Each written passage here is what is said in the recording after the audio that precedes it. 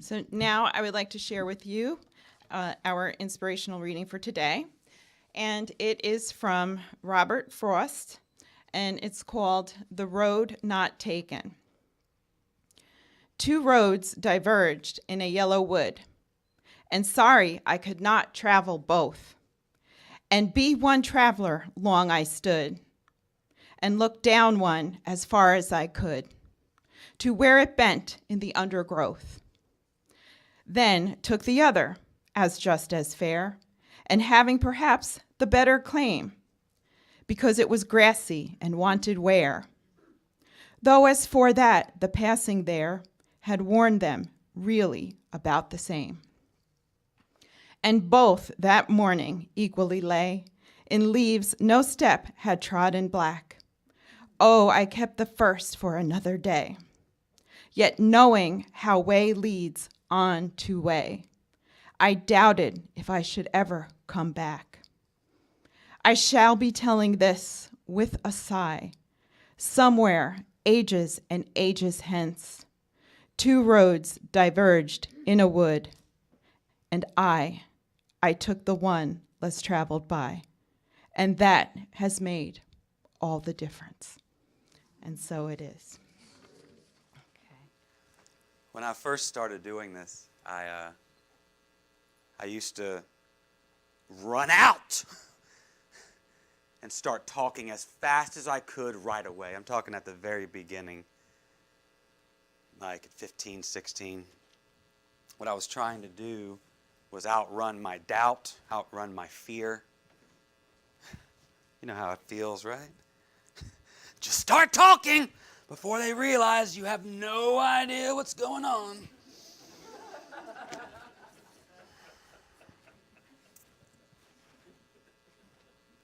Like you?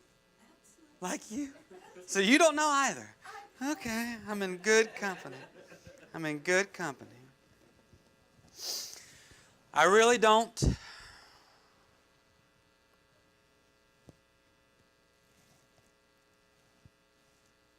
I really don't have any idea what's going on. I have no idea how this is going to turn out.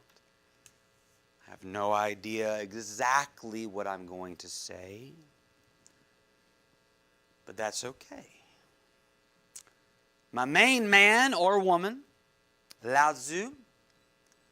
Lao Tzu means wise old person. We don't know if Lao Tzu was a man or a woman or a group of people writing a text. But Lao Tzu's most famous words are the one who knows they don't know knows. The one who thinks they know doesn't know. And I find on this journey of life, with each step, I know a little less Amen. about where I'm going. Yeah, amen to that. Yeah. And with each new discovery, with each new expansion, with each new horizon, less is certain. Yet somehow I'm more and more and more at peace. Somehow I'm more and more and more in love with life, in love with the uncertainty, in love with the horizon.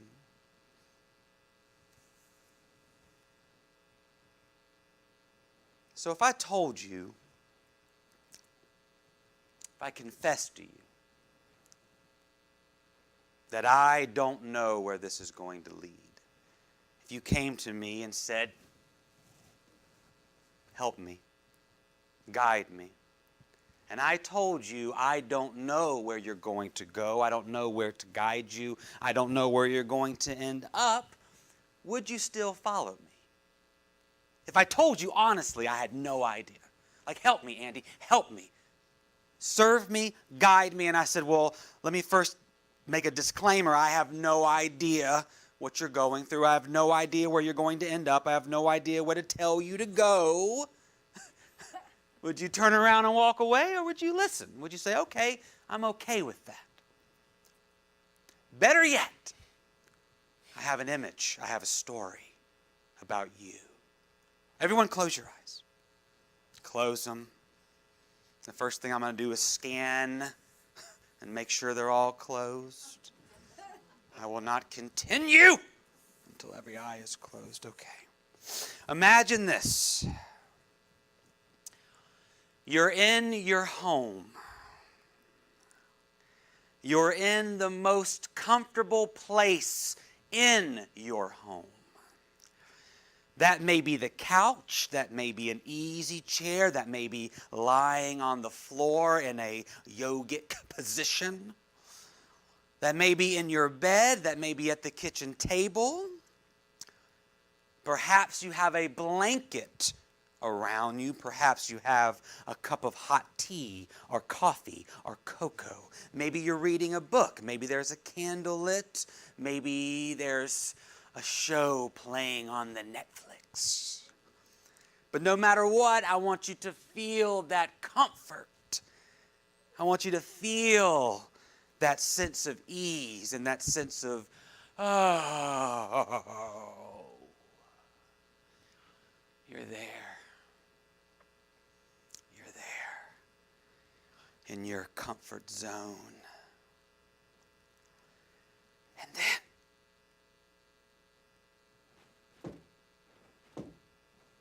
there's a knock at the door. Now you're startled a bit by this knock. You're startled just a bit, but it's almost like you've been expecting it, kind of like the FedEx guy, and the package is coming, and you know it's coming, you just don't know when. So you've expected this knock, so you're a bit startled, but you're not afraid. You're not afraid, you've expected it, so you get out of the blanket, you get up from the kitchen table, you get out of the downward dog position you're in, and you stroll to the door with confidence, knowing that, okay, I'm ready for this person who's here, this package, this delivery. And you open the door, and standing there is a human being. But a human being that radiates so much light that it's blinding. A human being that radiates so much joy that you immediately start to shed tears. A human being that radiates so much peace that you feel in the depth of your soul that there's not a thing wrong. A being of infinite light. And this being reaches out to you and says, "Follow me. Follow me. I'm going to take you to a place of unknown potential. I'm going to take you to a place of unknown love and light where you will radiate this peace, where you will knock on these doors, where you will give this same gift. Will you follow me? Unlimited potential, everything you could imagine and more. Will you follow me?" And then you notice that this being of infinite light, presence, love, potentiality is blind. They can't see a thing. How could they possibly know where to take you? Would you follow this person? Open your eyes. Open them. I'm not this person, by the way. I want to start humbly by saying I'm not this person at your door. But I'd like to talk about that person.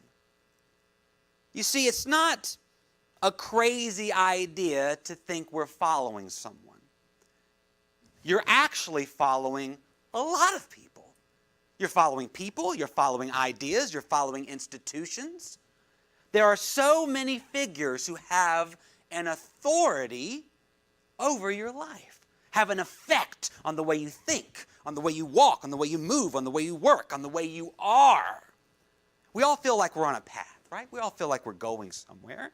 We feel like we're trying to get to that place we're meant to be, that we're trying to become that person we're meant to be. But on that path, we actually choose to follow different people, different institutions, different ideas that have an effect on what we are and who we are. We can feel them tugging us this way. No, this way. Oh, it's almost, what is it? Like a puppet. Oh, a string. Can you feel it? I feel it every day, tugging, tugging, tugging, tugging. Exactly. Exactly. I'm sorry, I thought that was the dog barking. This week, I tried to make a list. I wanted to list every single person, every single idea, every single institution that had an effect on my life, that I had given some type of authority over me. But I couldn't. There was too many. There was too many things. There was too many places, too many people, too many institutions, too much, too much, too much. And I think if you tried to do the same, you would find out that as well, that there are so many people who affect you, who are pulling on you. That's why so many of us are going crazy. But I found a way.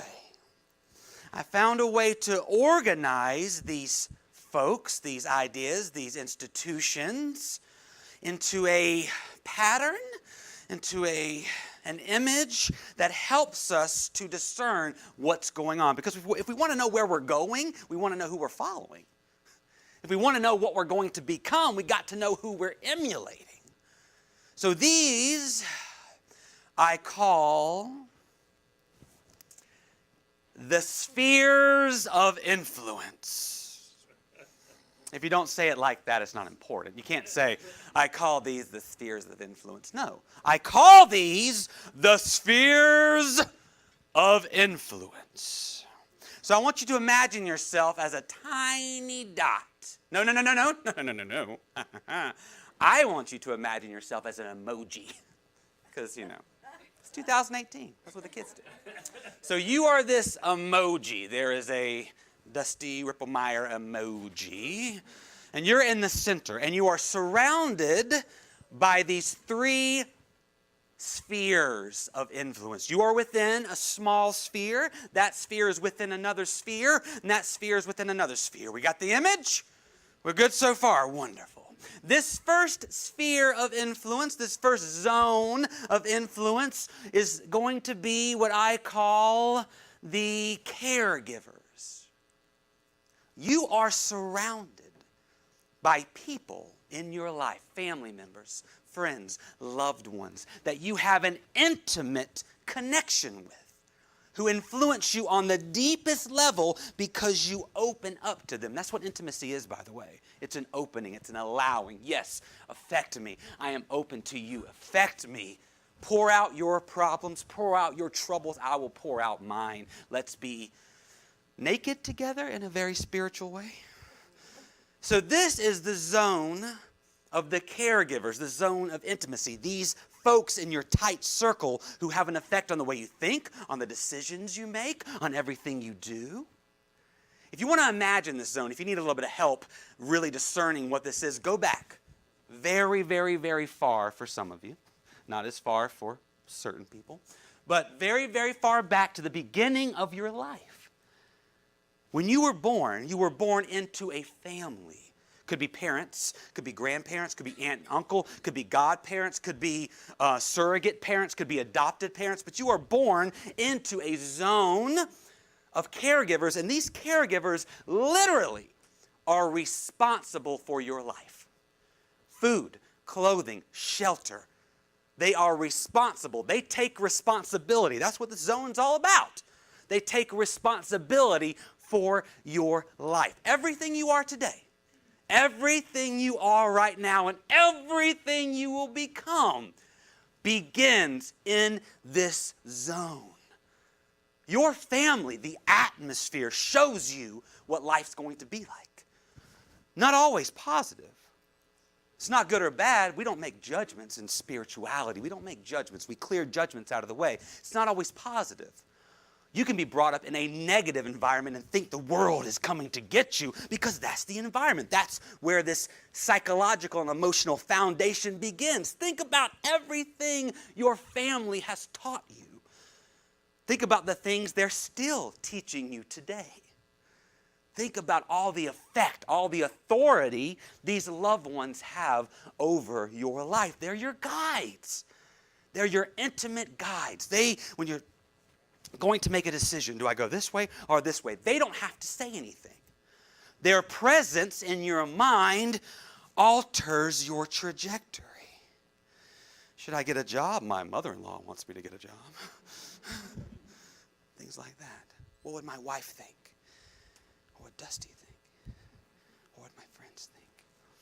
So zone 1, sphere 1 is the sphere of the caregivers. Our intimate relations, those we give authority to and authority over our lives. Notice I said give. Because when you're young, you have no choice. You're raised within an atmosphere. As you get older, you begin to choose who you give this power to. We'll talk a little bit more of that in a minute. The next zone of influence, the next zone of authority figures and even ideas. We're getting into the realm of ideas. This next zone, you, emoji, caregivers, the next zone I'm going to call the zone of the guides, the instructors. What are you reading right now? What are you reading? Who are you listening to? Who teaches you? Who guides you? Who are the authority figures that teach you what it means to be alive? That teaches you what it means to think for yourself? Who teaches you? Who instructs you? Go back. Go back to the very beginning. My wife's a preschool teacher. She's teaching these kids how to write their name. How many times a day do you write your name? Someone taught you that. She teaches them color recognition. Color recognition? She teaches them compassion. This child is playing with a toy. I want that toy. Be patient. Ask them politely. Wait till they're done with it. How often or how little do we actually do that? Your teachers, your guides, this zone of influence, they affect everything you do from the very, very beginning, and they're still doing it right now today. Who do you listen to? Who are your instructors? Who are your guides? I still have a whole list of guides that guide my life. They don't have to tell me anything. Sometimes they've told me enough, but their words are still weighing on me and guiding me in the right direction. So when it's time to walk my path, when it's time to take another authentic step forward, they're weighing on me. They're pushing and pulling me. They're guiding me. Zone of instructors, zone of guides. And once again, when you were young, you were thrust into school. Thrust into school. But then you got older and you said, I want to learn about this. I want to learn about this. I want you to teach me. I want you to teach me. I want you to guide me. You make the choices. You make the choices. Who's going to teach me? Who's going to guide me? You see how important? That's a guide calling right now. Probably saying, stop listening to him. He's going to undermine my authority. I might.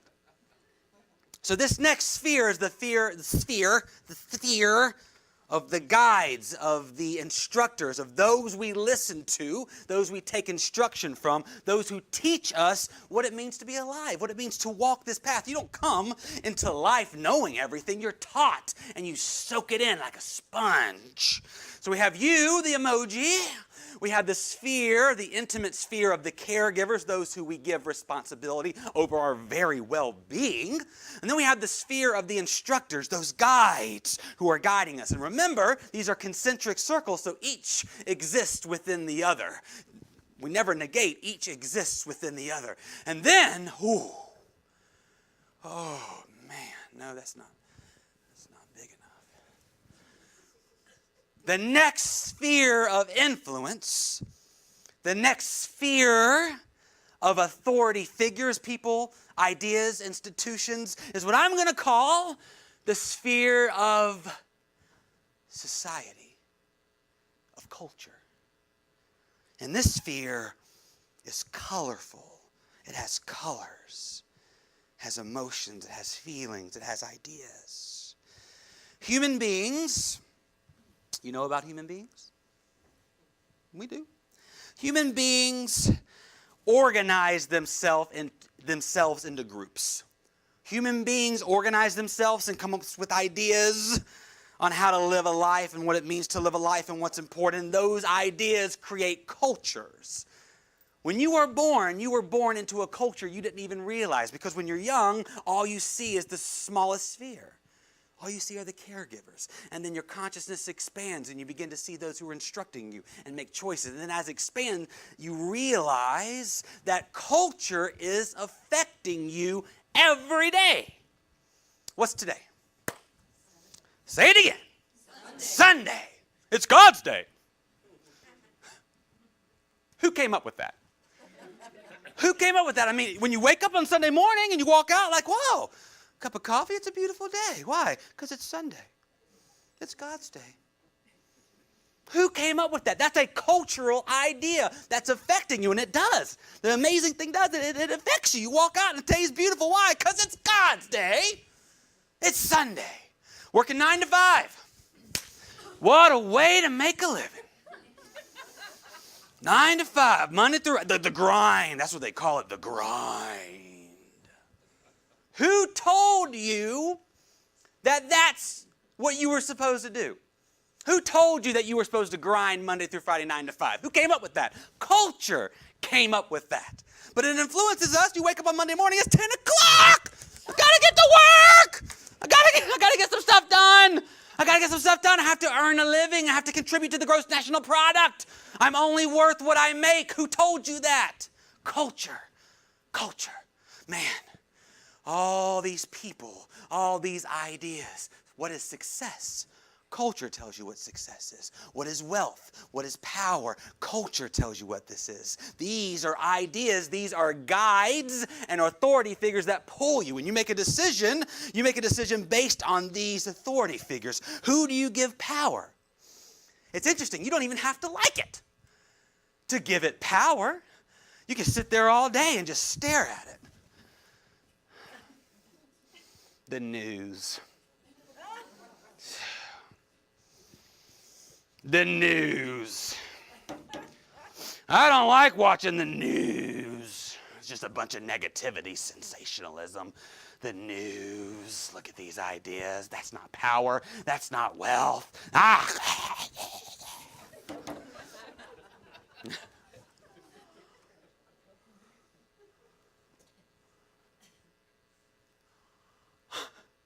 The news is off.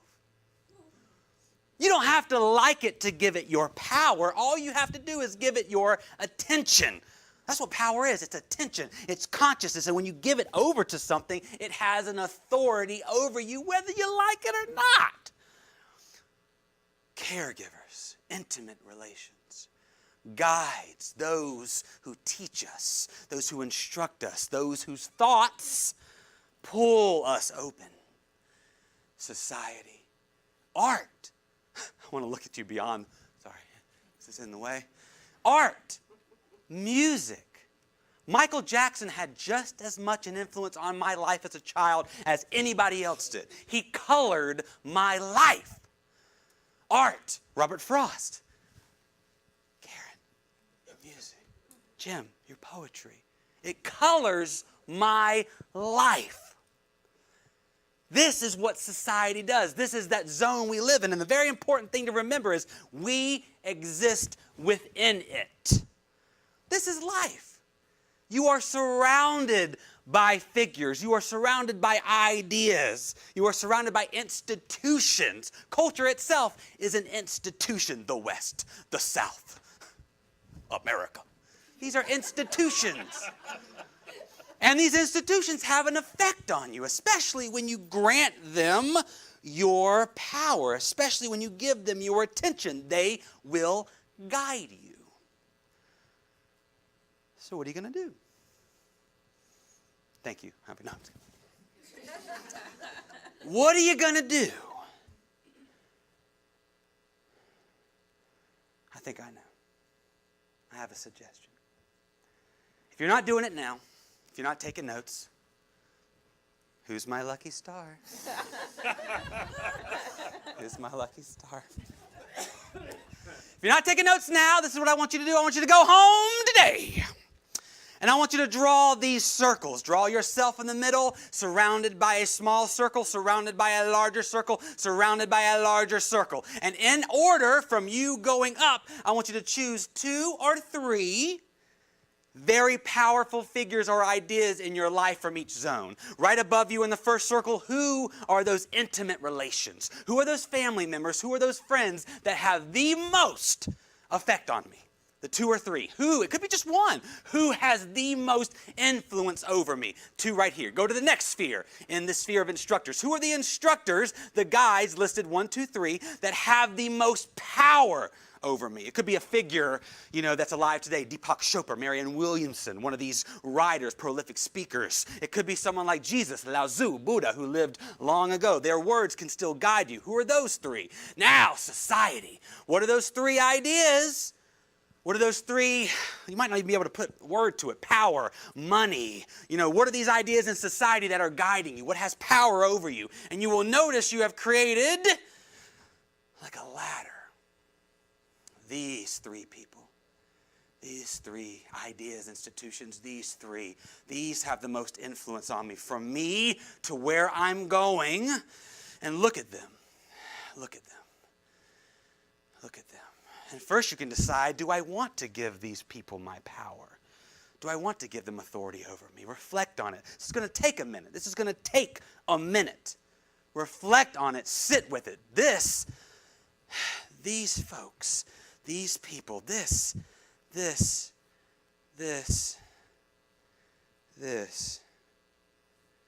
where I'm going. These are my guides. These are the ones leading me on this path. You see, you've created a path. And as you sit with these ideas, as you sit with these people, this 6 to 9 people, if you sit with that for a moment, you will begin to notice something. You will begin to notice, woven through them is one idea. One feeling. You may not even be able to articulate it. It might just be a feeling. But there's one idea, there's one feeling that weaves its way like a thread. You mentioned the thread. Like it weaves its way through them. That's your path. That's your path. And it's taking you to the final sphere. Caregivers, instructors, society, horizon.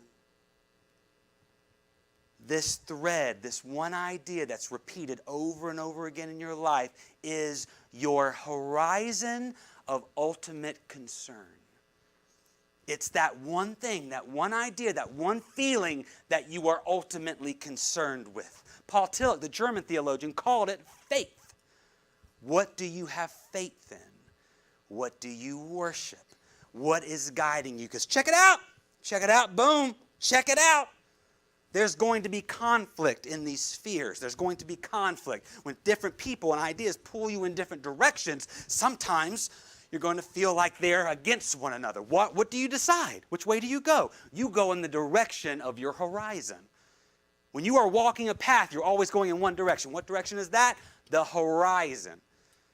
Your horizon of ultimate concern, the one thing that you are concerned with the most, that thing you have faith in, that thing you worship, that is where you're going. That will win. Every time there's a conflict, that is what's pulling you.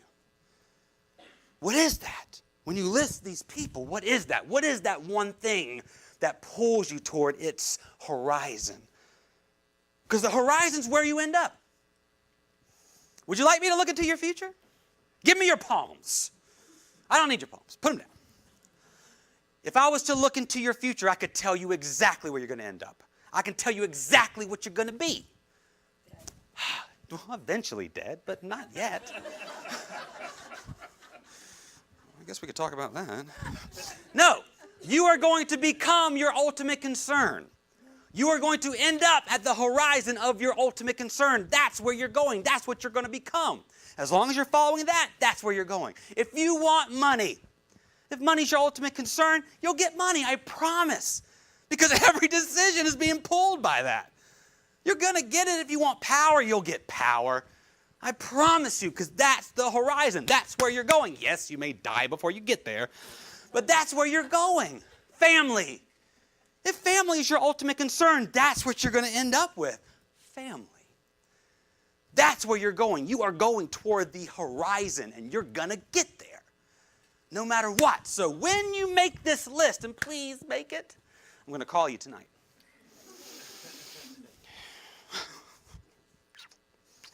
Remember that? Hi. Have you made your list? No? I'm on my way. Make the list and find out what that idea is. What is that common denominator? What do all of these major folks and ideas and institutions, what do they have in common?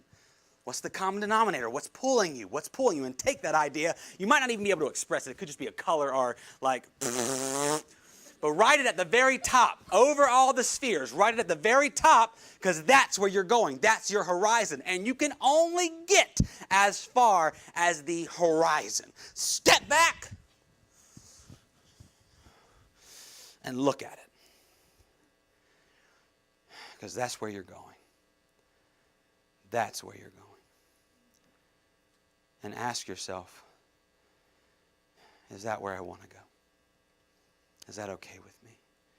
Is that horizon big enough? Is that wide enough? Because that's where I'm going. That's where I'm headed right now.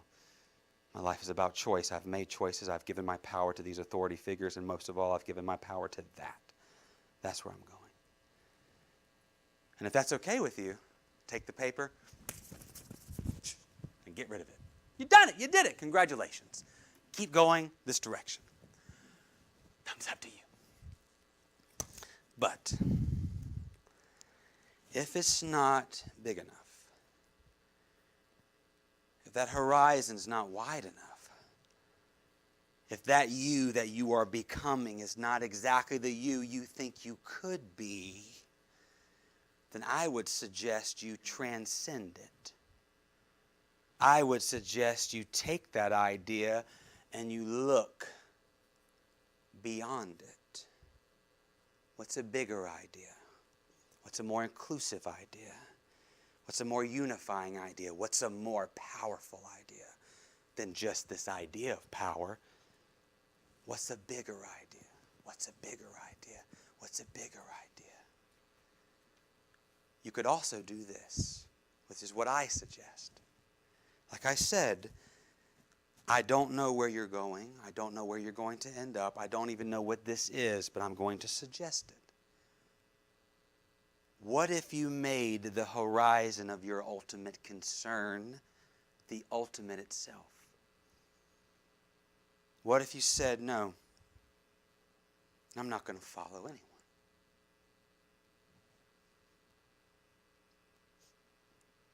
No. I'm going to step bravely into the night. I'm going to be calm. There's an interesting thing about the path. As long as you're following someone that's not your path, the one that's already traveled, the one that is worn down, that's not your path. Your path hasn't been created yet because you're creating it as you go.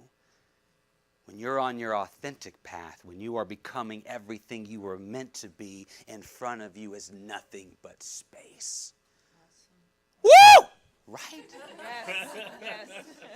When you are on the precipice of faith, when you are on the precipice of the unknown, when you are looking at the ultimate horizon, there is nothing there because you haven't created it yet. Every single individual ever lived, every one of you, everyone whoever will be, is walking a unique path if they let themselves. So if you make your ultimate concern the ultimate itself, if you say, I don't want anything to guide me but that thing that has been pulling me since the day I was born, then every day your horizon will get bigger. Every step the horizon gets bigger. Every word, the horizon gets bigger, because it's the horizon itself. It's the ultimate itself. It's the mystery of life that's pulling me open. I can't tell you where it's going to be. I can't tell you where to go. I can't tell you what that word is, because it's not a word. But it's pulling you beneath all the noise, beneath all the people, beneath all the concerns that are important. These people and these fears, these ideas are important. But beyond that, there is a silence. There is a peace. There is a love. There is an ultimate that wants you to open up and be everything that you can be. And what you can be is immeasurable. You're not going to become that person. Oh, I want to be like them.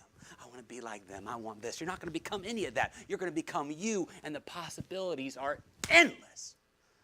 Endless. You can't stop growing. You can't stop becoming as long as you don't limit yourself. So stop. Stop limiting yourself and open. You ready? There's a knock at your door, and you open it. You can barely see it. It's a being of infinite light, a being of infinite potential, a bleeding being? Sorry. A believing being. A being of infinite light, a being of infinite possibility, a being of infinite wisdom, a being of infinite potential, asking you to follow him or her. It's not me. It's you. I am you. Follow me. Follow me. Will you do it? Pray with me. Woo! I am thankful and filled with the humblest gratitude to be here with you today. I am thankful for this path that's not even there yet in front of me, because I am making it. I'm thankful for your path and what you will be, what you will contribute, what you will give to the world. I'm thankful for you knocking at my door with your infinite light and your infinite wisdom and your infinite potential. I just want to witness you. I'm thankful for what this moment becomes when I let go of my limited ideas. I'm thankful for what this moment becomes when I give it my full attention, and consciousness. Our life doesn't have to have a limit. Our life doesn't have to have a tangible horizon. It can exist within the horizon of all things, with the circumference nowhere and points of center everywhere.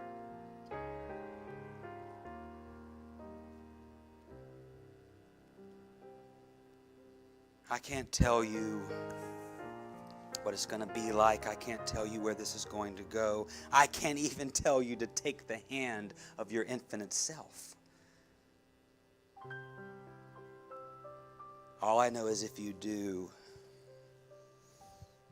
you're in for something. Something you can't even imagine.